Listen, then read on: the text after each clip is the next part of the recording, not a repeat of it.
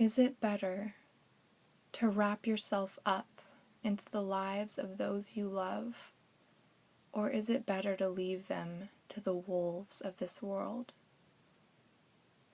Is it worth it to cry the same tears for the same people, for the same reasons? To watch their memory burn up into a flame as you see the light in their eyes waver, and watch as it gets pinched out by a malignant push of air that follows on the tail of their skirts like a shadow?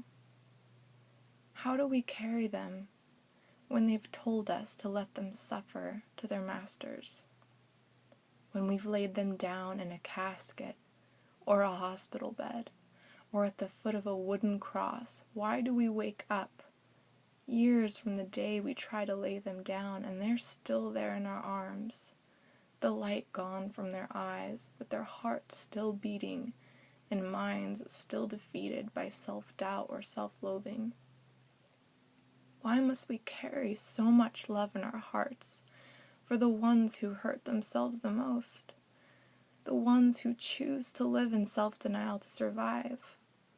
Why must empathy rule a heart so passionately that it fights against reason and falls to the ground in the same defeated way it does each time? If you can't save people from destruction, what can you do?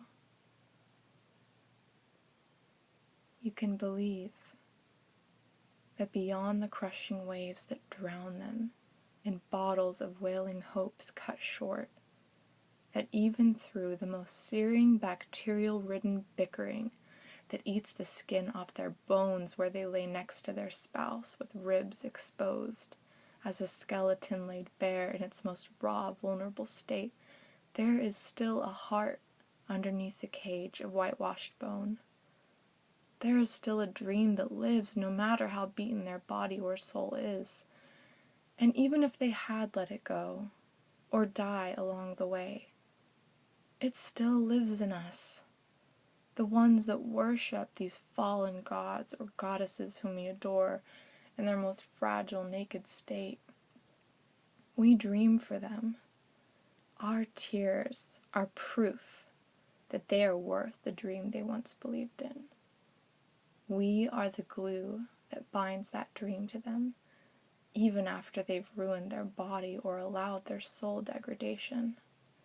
We keep them alive, and we have to keep believing, so that one day all of our love and tears will be the coal, the ignored, dull, forgotten coal, responsible for warming their bones back up, for igniting the fire in their eyes once again.